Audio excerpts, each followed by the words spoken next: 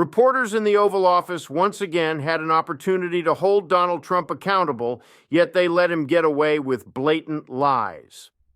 This morning, during an interview with Dasha Burns of Politico, Trump completely melted down, exposing his own illegality, revealing the chaos inside his administration, and lashing out at the reporter in classic fashion. We'll break down every part of that moment, but first, take a moment to like this video and subscribe if you haven't already. It really helps support our work. Before diving into Trump's shocking admissions and his attacks on the journalist, it's crucial to note yet another hateful pattern he continues: his ongoing racist campaign against the state of Minnesota. I want to see people that contribute. I don't want to see Somalia.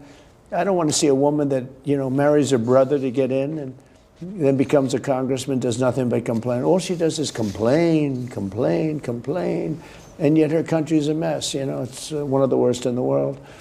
Let her go back, fix up her own country. Somalia, yeah, and I was right about it.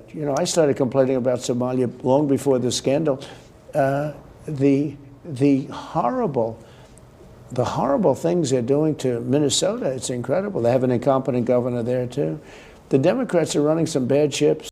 I'm really glad Governor Tim Walz pushed back on Trump's latest racist attacks, calling them exactly what they are: racist, bizarre, un-American, and completely unpatriotic.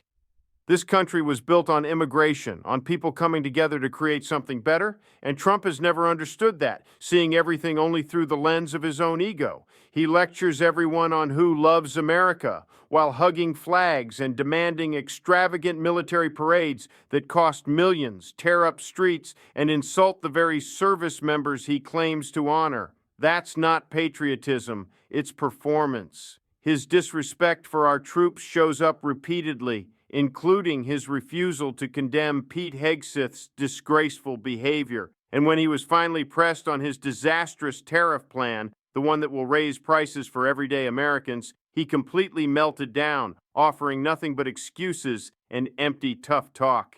Time and again, Trump pretends he's helping the country, but when confronted with reality, he exposes just how reckless and unpatriotic his agenda truly is. Consider more carve-outs on other goods that Americans find too expensive? Well, some carve-outs, you mean from tariffs? From tariffs, yeah. Like coffee, bananas. Sure, and I've done that beef. already with coffee. They're very small carve-outs. It's not a big deal. But let me tell you about the real economy. We've got $18 trillion coming into our country. Biden had less than $1 trillion for 4 years, and he was heading south. Our country was falling apart. $18 trillion because of tariffs.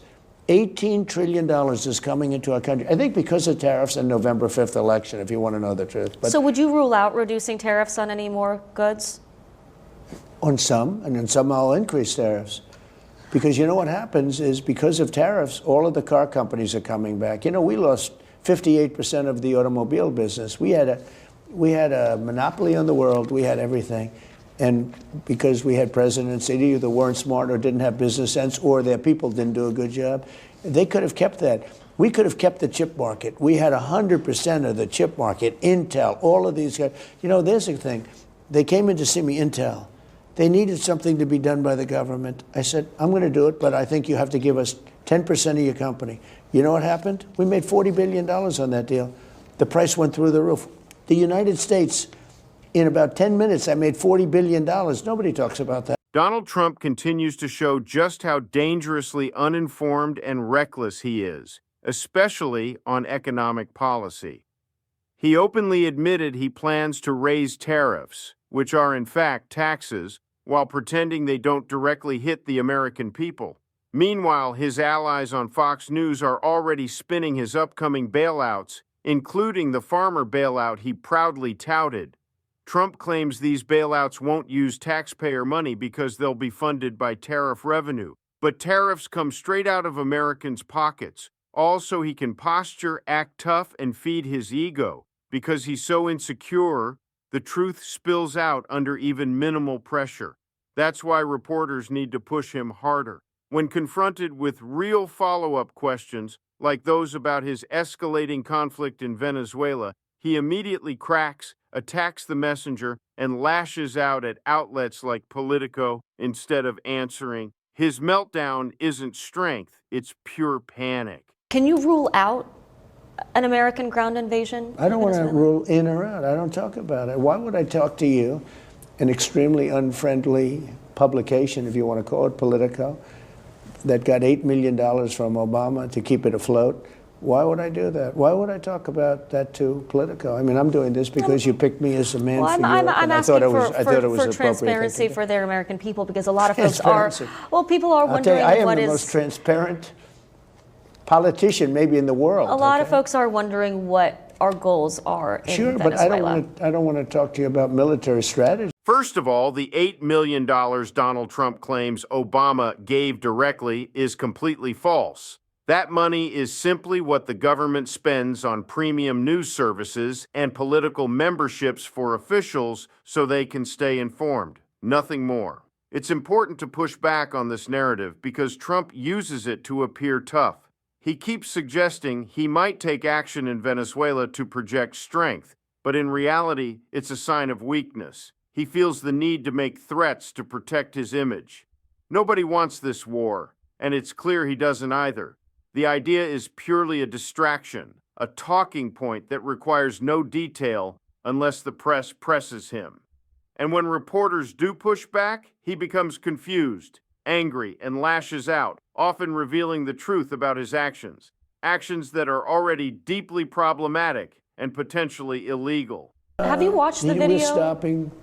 I watched everything, yeah. I watch everything. I see a lot of things. And do you believe that that second pretty, strike was necessary? Well, it looked like they were trying to turn back over the boat, but I don't get involved in that. That's up to them.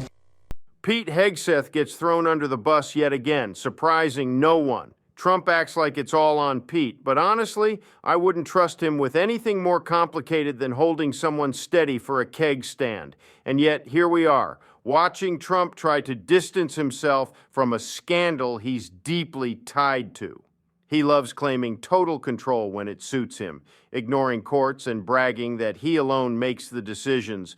But the moment things get politically uncomfortable, he suddenly pretends there are rules he must follow. He hides behind court orders on Epstein and Ghislaine Maxwell, even though he's never cared about legal limits before. The truth is simple. Trump and Hegseth are inseparable on this issue, and both are responsible. Their actions make them complicit in war crimes, plain and undeniable. It's another moral failure added to a long list, and the political fallout keeps growing. Trump knows it, which is why he's now launching a national tour to sell his economic agenda. But let's be honest, the failures keep piling up, and as Rachel Maddow explained, they're impossible for him to escape. Hubba had to resign. Trump has appointed a bunch of more or less wildly unqualified U.S. attorneys, top federal prosecutors in multiple states. These are people who are such insanely inappropriate choices for these jobs. They apparently can't be confirmed even by the same Senate that confirmed Pete Hegseth. Like, that's so low a bar, you can't limbo under it if you had 3 sets of knees. I mean, Trump has nevertheless tried to keep these wildly unqualified U.S. attorney picks in these jobs beyond the limits of the law, because they can't stay there indefinitely if they can't be confirmed by the Senate. Multiple courts have now told Trump that he can't do that these people are not serving legally. Today, after stomping and huffing about it for a while, today, Alina Habba in New Jersey had to resign as U.S. attorney. The others who were appointed in circumstances similar to hers will likely have to resign as well. It's just a matter of when. One of the things Trump has used these bogus U.S. attorneys to do, particularly in the Eastern District of Virginia, is he's used these folks to bring federal charges against people he sees as his political enemies. Like, for example, New York State Attorney General Tish James, who Trump demanded should be charged with mortgage fraud for the way she filled out her mortgage paperwork. Remember that? Well, not only was that indictment against Tish James thrown out because Trump didn't properly appoint the U.S. attorney who brought that case, then a few days ago, Trump's Justice Department tried to bring the indictment against Tish James all over again under a new prosecutor. A grand jury told them to take a hike, refused refused to indict Tish James when they went back to a grand jury and asked them to do it again. And now today, ProPublica reports that if Trump really wants Tish James to be charged with mortgage fraud for this particular paperwork issue he sees in her mortgage paperwork, well, he should probably check his own files, because Trump's own mortgage paperwork from his own mortgages in Florida turns out to be filled out exactly the same way that Tish James's paperwork was filled out. Oops. Oops. Maybe he will turn himself in to be prosecuted. Americans are fighting against this administration in all sorts of interesting ways, and this president appears as weak and unpopular as he has ever been in all of his time in public life.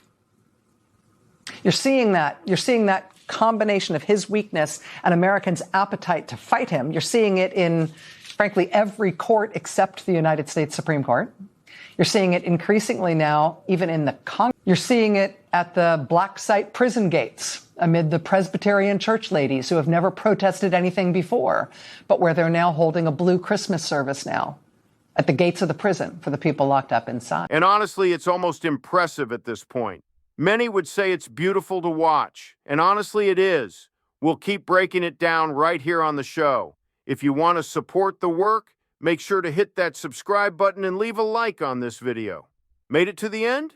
Drop a blue heart in the comments to show you're with us. And if you want to support the show in another way, check out my interview with Governor Gavin Newsom. We had a great conversation, and it's linked right here. Keep fighting, don't let them silence you, and until next time, I'll see you.